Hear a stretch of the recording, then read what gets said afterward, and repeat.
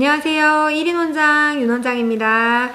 오늘은 구독자 선생님께서 남겨주신 글을 보고 그걸 가지고 좀 이야기를 해볼까 해요. 구독자 선생님이 저한테 프랜차이즈를 하실지 개인을 하실지 고민이 된다고 하셨거든요. 그래서 저의 흑역사를 한번 풀어볼까 합니다. 저의 흑역사는 제가 지금은 과학을 하고 있지만 한때 굉장히 욕심이 많아서 과학과 수학을 같이 해보고자 하는 욕심이 있었거든요. 그런데 수학도 이전 사고력 수학이나 교구 수업을 하고 싶었던 욕심이 있어서 그때 저는 사실 그 부분을 전혀 1도 몰라요. 그래서 그때 프랜차이즈를 감행을 했는데 프랜차이즈를 무려 3개나 감행을 했습니다. 프랜차이즈를 모으던 시절이었죠. 근데 지금은 저는 안 하고 있잖아요, 수학을. 그 이유에 대해서 한번 이야기해드리면 나중에 이제 아예 경험이 없는 분이 하는 거는 저의 사례를 보시면 될 것 같아요. 저는 이제 그때 선생님들한테 이제 여쭤봐서 이 교재가 좋다더라. 하지만 인지도는 없는데 정말 이 교재는 좋다라고 이야기를 했던 교재를 저도 이제 나름 찾았거든요. 그래서 A사를 감행을 했어요.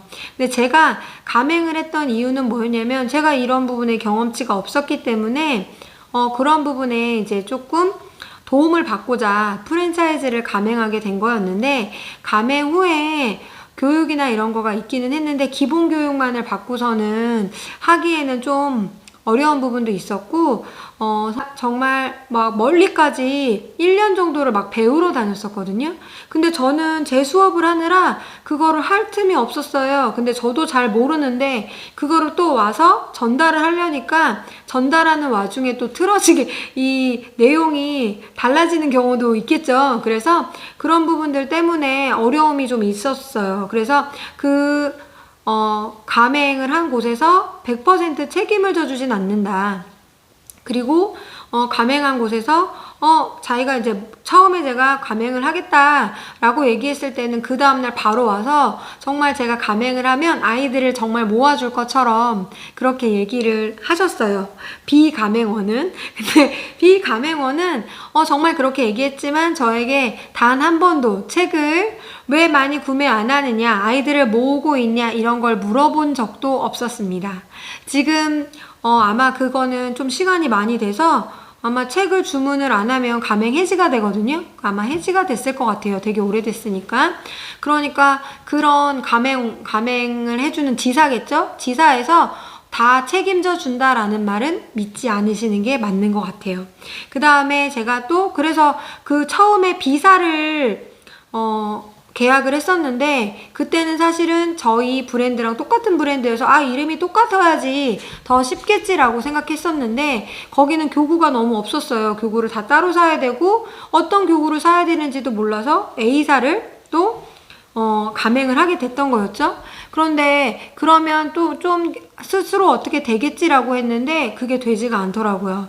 근데 프랜차이즈를 감행하는 이유는 내가 경험이 없기 때문에 그 프랜차이즈 교재를 가지고 수업을 할 수 있을 거라는 기대로 프랜차이즈를 감행한 건데 지도서를 보니까 그 수업을 지도하기가 너무 어렸어요. 저처럼 아주 생으로 초짜인 사람은 지도하기가 너무 어려운 거예요. 그래서 또 나중에는 이거는 그래서 아이들이 잘 모집이 안 되는 거예요. 한 10명 정도로 모았나? 그래서 나중에 이거는 인지도의 문제인 거다 라는 결론으로 도달을 해서 인지도가 좋은 프랜차이즈 C사를 또 감행을 했어요. 그런데 그 감행은 정말 인지도라는 건 무시를 못하는 게 저희가 이걸 그만한 지 몇 년이 됐는데 지금도 연락이 와요. 그렇지만 그게 많이 오는 건 아니고 잊을만 하면 1년 6개월에 한 번, 그 다음에 또 6개월 지나면 한 번 이런 식으로 연락이 올 때마다 제가 좀 가슴이 아프지만 지금은 안 하고 있거든요.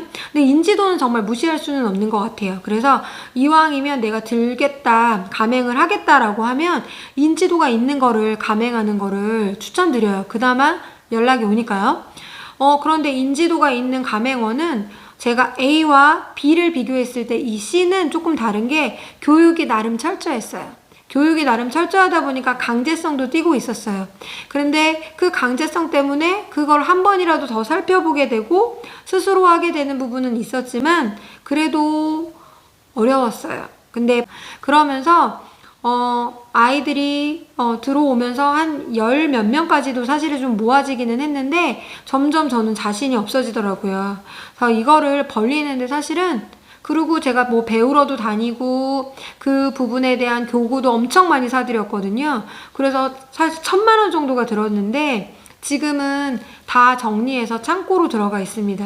그래서 프랜차이즈를 감행할 때는 제가 만약에 그 프랜차이즈 원에서 도움을 많이 받을 거다라는 기대는, 많이 모아줄 거야 라는 기대는 버리시고, 그 다음에 또 본인이 이 프랜차이즈가 완벽한 프랜차이즈는 없는 것 같아요. 그래서 제가 3개를 감행해놓고 그래 나는 완벽해 라고 생각을 했지만 근데 그것도 쉽지 않아요. 왜냐면 브랜드가 다 다른 거를 미는 것도 이상하잖아요. 어떤 거 하나에 치중이 되게 딱 교육을 해야 되는 건데 그거는 뭐 이도저도 아닌 이런 상황이 돼버리니까 그것도 되게 어렵다라고 느꼈거든요. 때문에 프랜차이즈는 무조건 프랜차이즈가 엄청나게 도움이 줄 거다라는 거는 보다는 선생님이 프랜차이즈를 감행하기 전에 저처럼, 저는 좀 저번에 말씀드렸던 것처럼 행동력이 갑이라고 했잖아요. 그거의 단점이 뭐냐면 많이 재지를 않아요. 그러니까 좋은 점도 있지만 숲을 잘 못 보고 나무만 보는 스타일이거든요.